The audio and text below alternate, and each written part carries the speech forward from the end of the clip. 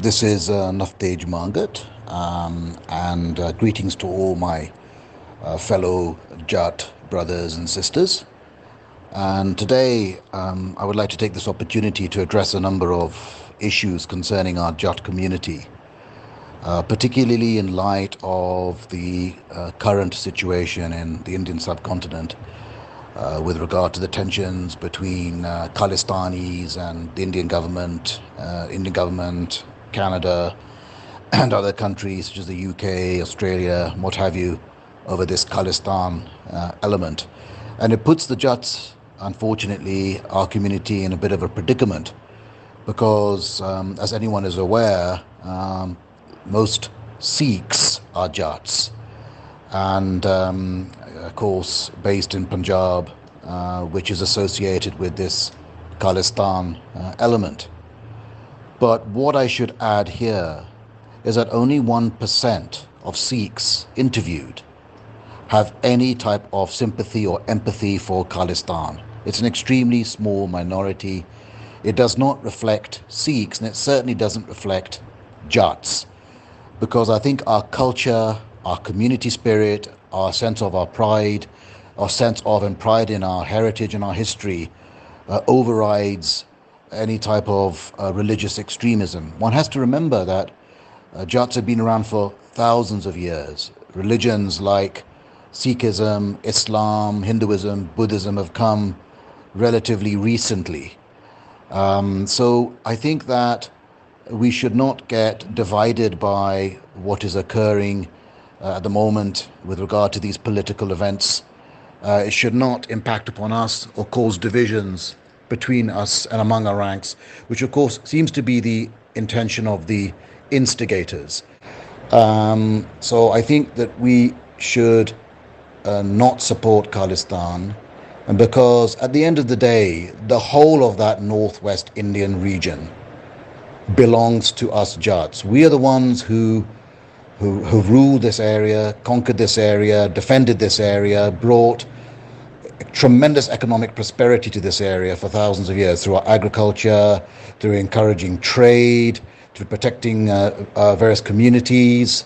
So it's not just a case of Khalistan. Khalistan has no right to this region of Punjab, nor Sikhs do, because Sikhism is recent. And it's the Jat community that really laid the foundations of the very prosperous northwestern Indian region, Punjab and the rest that we have today, going back to the time of the Indus Valley civilization. So Khalistan has no place in the Jat heartland. And Jat heartland means all Jats, Hindu, Sikh or Muslim. So the other aspect is then who is supporting Khalistan? Exactly. It's probably those elements who are jealous of the Jats, who are dissociated with the Jats, who have nothing to lose by supporting Khalistan, whereas we have everything to lose. We've got our land, we've got our agriculture, economic mainstay. So a lot of these elements are from the Khatri community. Those are the community that founded Sikhism through the Gurus, who are from the mercantile community. And if you look at the main perpetrators of Khalistan, the main extremists, forget Pannu. Pannu is just one person, but the main person is Gopal Singh Chawla. Gopal Singh Chawla heads the Khalistan movement internationally. Pannu is only associated with it in North America. But what's particularly repugnant about Gopal Singh Chawla, Khatri, is to carry out terrorism on Indian soil, including in Punjab and elsewhere, against Jats, not just Sikhs who don't agree with his point of view, but against all communities, including the Jat community and Jat Sikhs.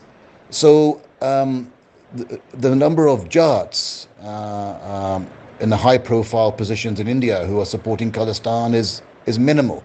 And we shouldn't confuse Moosewala and all these people in Deep Sidhu with Khalistan. They had nothing to do with Khalistan. They were advocating for the greater hegemony within Punjab, especially of our community, because most of the Jat community, not in India, but you got to remember there are 17 million Hindu Jats, 13 million Sikh Jats, and most Sikh Jats are concentrated in Punjab. So Deep Sidhu's, Moosewala's campaigning was really for preservation of our culture, our hegemony, our economic hegemony, which is being undermined. It had nothing to do with Khalistan. Just as similarly, the protests, farmers' protests in the last couple of years had nothing to do with Khalistan. So I could go into more explanation about that, but I think this is neither the time nor opportunity, other than the fact that, yes, all the mainstream parties of India, and I'm sure this is in Pakistan, but in India, AP, Congress, BJP, are populated mostly by non-Jats who are trying to seize Jat lands in the whole of northwest India. And I don't just mean Punjab, I mean Western UP, I mean Haryana, I mean Rajasthan, and that probably continues into Pakistan with the communities there. But the fact is they need our land because there's a shortage of such productive land remaining in India. So they're finding precedents for which are going against human rights, going against constitutional law, going against all other laws to seize our land on the basis of so-called eminent domain, but where there's no basis for eminent domain, replacing our sarpanchas of our panchayats with people from outside our villages, which we know is totally undemocratic, totally illegal, totally unconstitutional. So these are the type of threats that our community perceiving, and the farming communities that they are objecting to. But the main culprits of Khalistan have nothing to do with the mainstream Jat community, Punjabi community, Sikh community, whatever. So, and coming to the next point is basically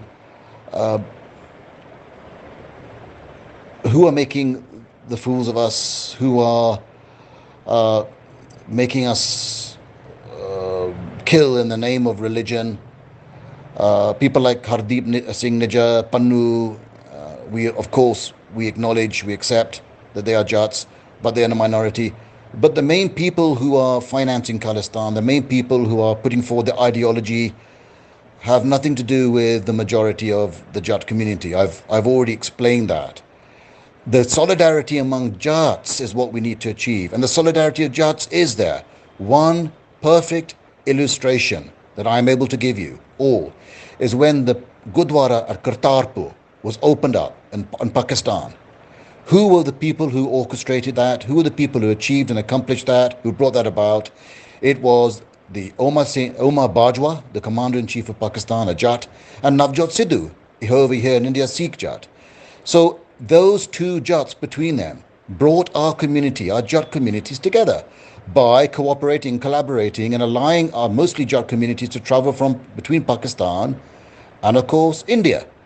Of course, the Khatris have taken advantage of that because now those Gurdwaras which were abandoned and those communities are now being rehoused by the Khatris, the Khatri priests and others. But the fact is, so rather than us Jats causing division and causing hatred, either between ourselves or between other religions, we're trying to bring peace and solidarity, not just between the religions to which respective Jat communities belong, but specifically among the Jats themselves. So we have to look in the context of Jatistan. It just doesn't exist. It's a very unofficial term I'm giving, but Jatistan, which is the whole of northwest Indian subcontinent, extends from western UP and parts of northern Madhya Pradesh, even further into Madhya Pradesh, into Narsinghpur and so on, into Rajasthan, into Haryana, into what is Sindh and Pakistan, and even further afield, one would say, into Afghanistan and beyond. So that's what we have to do. We have to create a solidarity. The religion is secondary, but first is our community, our culture, our history, common beliefs, whether Muslim, Hindu or Sikh. We all worship our ancestors. We all practice, we all have the same diet. We speak the same language, more or less. We have the same customs. We still marry among our Jat Gotras. We have the same names. That's what's more and more important. And why that's important? Because we are faced by a sea of enemies. And enemies, I mean that. If you take Pakistan, we have the Sayyids, we have the Shahs, the Gilanis, the Jalanis, the Qurayshis, the Siddiqis, the Alvis, the Rizvis, Naqvis. Just look at all the kind of names that I'm referring to. These are descendants of Turkic invaders or Arabs or Turkish or Arabic people or non-Jat, non-Aryan Persians. So these are the people now who, in the name of Islam, in the name of religion in Pakistan, are propagating hatred against the Jats, trying to destroy us and our credibility, destroy our belief systems, take over our lands. And a very good example is that the Jats who have defended this entire region, in the same region that falls within Pakistan today, where for such a long time that we Jats have defeated the Arabs, defeated others, common enemies, where we have tilled the soil and made it productive, and we've established a a culture that goes back to the Indus Valley civilization in India. In 2017, all three heads of the armed forces in India, chiefs of the Navy, the Army, and the Air Force, all three were Jat. That's not been achieved by any other community in India or in Pakistan or elsewhere, whereby the three separate heads of the Army, Navy, and Air Force have all been simultaneously Jat. The very fact that the only field marshal, there've only been three field marshals or equivalent in India since independence. One was Manekshaw, one was sorry, I'm forgetting a very famous Kurgi. There were three. One of those three, of course, was a Jat Sikh, Arjan Singh Olak, equivalent of field marshal. The Karyappa, sorry, the other two were Karyappa and Manekshaw. So there is still a lot of respect given to the Jats. The very fact that the Vice President of India today, Danka, is a Jat. The very fact that you have chief secretaries of some of the biggest states like Madhya Pradesh being Jat, like Iqbal Singh Bains. So the Jat community is still given has still a lot of power, still has a lot of credibility, still has a lot of clout in India. It shows clearly that it's not a case of religion, and the Jats in India have risen up and as they did in the past, not because of religion. It's not because these Jats I'm talking to belong to Hinduism. They also belong to Sikhism. So Sikhism, minority religion. The biggest landowners in India today, I'm not just talking Punjab, right through to Madhya Pradesh, Maharashtra and beyond, are still Jats. A lot of them are Jat Sikhs. So the next point that I want to reflect on is how can Jats lead to make the region peaceful? Well, we've already seen that. We've already seen the process that was initiated by Navjot Sidhu and Omar Bajwa. That created for the first time a crossover between the Jats in Pakistan and the Jats in India, and allowing people to come, not just, by the way, Sikhs or Jats or Punjabis, Indians from all over India to visit Kartarpur in Pakistan. And the fact is that we must respect religions and their beliefs, systems of religions, but we must not let religions destroy those other beliefs that we hold dear, our culture, our traditions, our customs, our language, our names. The two can function side by side. And one has to remember that the Jats have made the religions to which they have become affiliated great.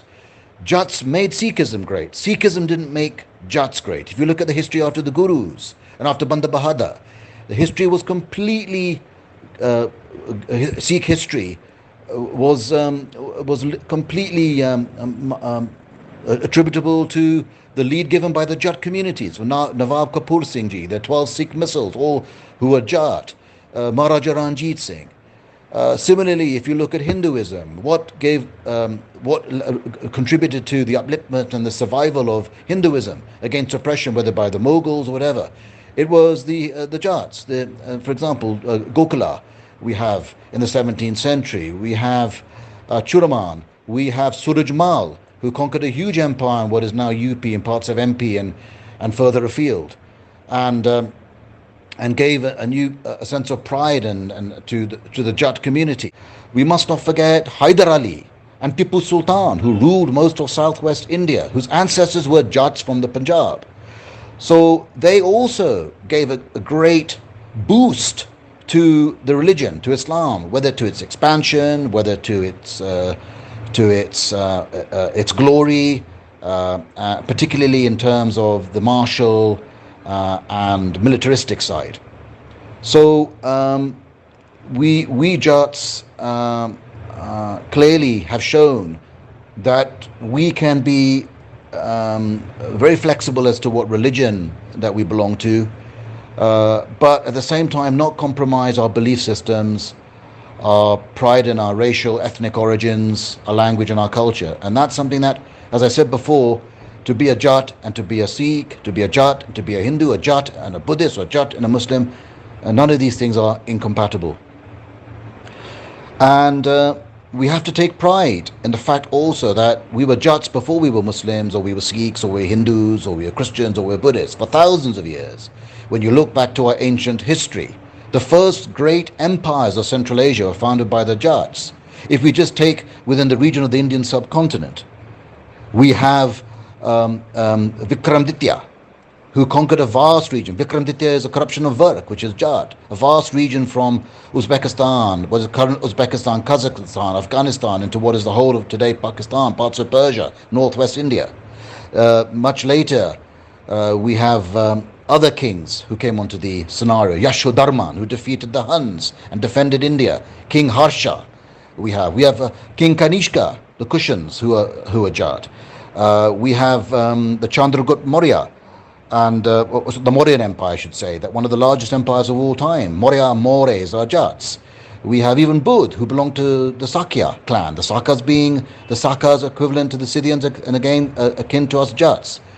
And there are many, many cases, right down to modern times, whereby, if you, it puts everything into context, that at the time of independence in India, there were 100 more than 100 Jat kingdoms distributed throughout India and Pakistan.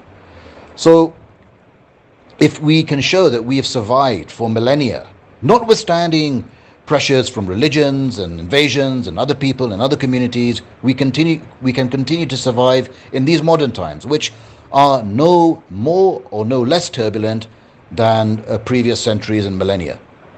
So, my final message is to all Jats in India and Canada and USA, is not to be in any way intimidated or daunted, or to be apprehensive about the situation with Khalistan, because at the end of the day, Khalistan and the creation of Khalistan would destroy the Jat community, because it would give priority to governance by a small clerical elite, most likely drawn from non-Jat elements like the Khatris. It would exclude Jats who from outside of the region, because Khalistan being confined to Punjab. So those Jat communities and non-Sikh Jat communities in the rest of India, which is a sizable population. So and at the same time would ostracize us and alienate us from, of course, our kindred Jats in Pakistan. So Khalistan is not conducive to perpetuating and propagating the interests of Jats. Rather, to the contrary, it has the effect of destroying Jats slowly by creating further divisions between our own community. So we don't want that. We do not want that. We want to have solidarity among Jats, wherever Jats occur, throughout the vast region of the Indian subcontinent that's spreading from Western UP right up to the borders of Afghanistan. That's a huge region where, if we understand one another and we have empathy for one another, then we can still prosper economically, culturally, and in every other way. Thank you.